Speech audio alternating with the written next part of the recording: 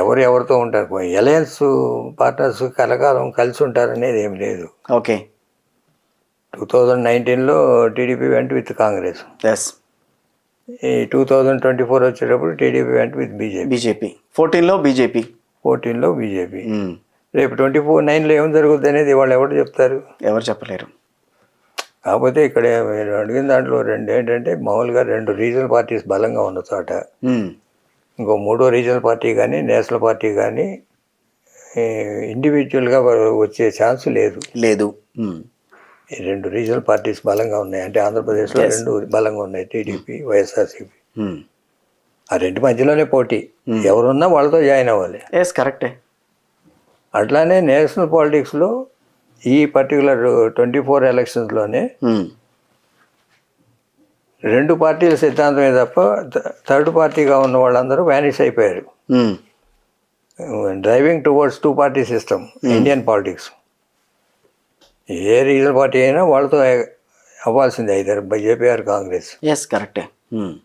మీకు ఉదాహరణకి ఇప్పుడు 2 కూటమిలో లేకుండా బయట ఉన్న పార్టీలు, ఇక్కడ టీఆర్ఎస్ కానీ, అటు పక్కన వైఎస్ఆర్సీపీ కానీ, అటు ఒరిస్సాలో బిజు పట్నాయక్ కానీ, తమిళనాడులో ఏడీఎంకే కానీ, మొత్తం ఒక పార్లమెంట్ సీట్ కూడా లేకుండా వచ్చింది. ఎక్సెప్ట్ వైఎస్ఆర్సీపీ 4 సీట్లు కానీ మిగతా వాళ్ళు ఎవరికి ఒకటి కూడా రాలేదు. ఆ సిచ్యువేషన్ ఎందుకు వచ్చింది? నేషనల్ పాలిటిక్స్లో 2 పార్టీ సిస్టమ్కి వెళ్ళిపోతుంది. ఫర్దర్గా ఆ కూటమిలోనూ ఈ కూటమిలోనూ ఉండాల్సింది ఏ రీజనల్ పార్టీ. కరెక్టే. ఇప్పుడు మీరు అన్నది నేను ఒప్పుకుంటా. కానీ జనసేన పవన్ కళ్యాణ్ గారిని పెట్టుకున్నారు, ఓ పక్కనేమో చిరంజీవి గారిని పెట్టుకుని ఆయన చంద్రబాబు నాయుడు గారు ఎదురుగుండానే వాళ్ళని దగ్గరికి తీసుకునే ప్రయత్నం చేయటం అనేది కొంచెం, అంటే వాళ్ళ ఓన్ స్ట్రాటజీనా లేకపోతే ఉంటుంది? బీజేపీ స్ట్రాటజీలు రోజు మార్చుకుంటూనే ఉంటారు కదా. అది కొంచెం ఇబ్బంది కలిగించే పరిణామం కాదు చంద్రబాబు నాయుడు గారు లాంటి వాళ్ళకి? అంత రాజకీయ అనుభవం ఉన్న వాళ్ళని ఉంటుంది కదా. అది అట్లాంటివి చాలా జరుగుతుంటాయి.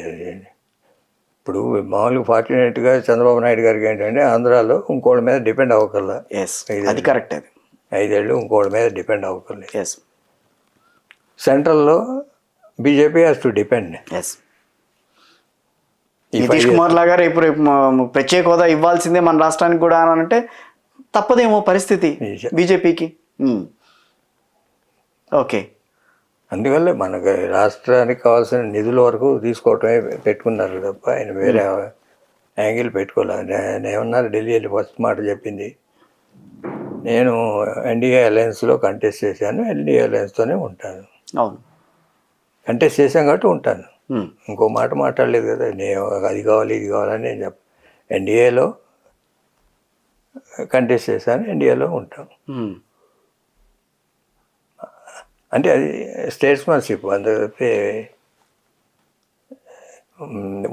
మామూలుగా అటు ఇటు మాట్లాడే ఆయన మాట్లాడారని కాదు కదా నేను అనేది. సో వాళ్ళిద్దరిని కూడా వాళ్ళు ఏమన్నా వాళ్ళు వెళ్ళిపోతే వెళ్ళిపోవచ్చు, చెప్పలేము. Cannot say.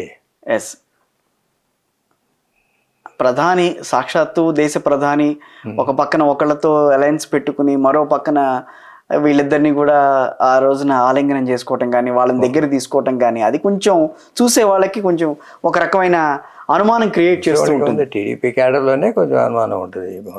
మీకు కూడా అనుమానం కలిగి ఉండాలి కదా ఆ రోజున చూస్తుంటే మీరు టీవీ. ఇవన్నీ మామూలే, అవన్నీ పెద్దగా పట్టించుకోకూడదు. ఓకే. రాష్ట్ర ప్రయోజనాలు ఏం తెచ్చుకోగలరు అనేది చూసుకోవడం. సో గల్లా జయదేవ్ గారు ఎంపీగా చేశారు. సో కొంచెం ఇంకొక క్వశ్చన్, ఈ రోజున అదే ప్రాంతం నుంచి పెమ్మసాని గారు, మీ బురిపాలెం వ్యక్తి ఆయన కూడా, సో ఆయన ఇప్పుడు ప్రస్తుతం సహాయ మంత్రిగా ఉన్నారు. ఇప్పుడు ఆయన కూడా, ఆయనతో మీకు రిలేషన్స్ ఎట్లా ఉన్నాయి? పెమ్మసాని గారితో మీ ప్రాంతాన్ని నేనే తీసుకొచ్చాను. అవునా? ఓకే. కజిన్ సిస్టర్ మనోడే. ఓకే, అవునా? క్లోజ్ రిలేషన్, నాకు చిన్నప్పటి నుంచి తెలుసు, పెళ్ళి అవ్వకముందు నుంచి. ఇక్కడ అదే మొదట్లో 2014లో టీడీపీకి ట్రై చేశారు, అవ్వలేదు. 2019లో వైఎస్ఆర్ కాంగ్రెస్ పార్టీకి ట్రై చేయటము సంథింగ్, అక్కడ కూడా కాకపోతే అడగలేదు మీరు ఏనాడు కూడా మీరు. ఓకే. ఓన్లీ నరసరావుపేట అప్పుడు చంద్రబాబు నాయుడు గారు అడిగారు, నరసరావుపేటగా కంటెస్ట్ చేసే ఉద్దేశం ఉంది. ఇప్పుడు ఉంది, ఇంట్రెస్ట్ ఉంది. ఇప్పుడు రాయపాటి సాంబశివరావు వచ్చి ఆయనకి ఇవ్వాల్సి వచ్చింది. ఈయన వ్యాపారంలో ఈయన వెళ్ళాడు. ఓకే. సో మీకు చుట్టమా పెమ్మసాని గారు? బాగా క్లోజ్ బంధుత్వం, క్రిస్టియన్ ఫ్యామిలీ. మ్మ్. మ్మ్. మొన్న కూడా వచ్చాడు, నిన్నే మొన్న శనివారం ఇంటికి వచ్చాడు భోజనానికి ఇక్కడ. ఓకే.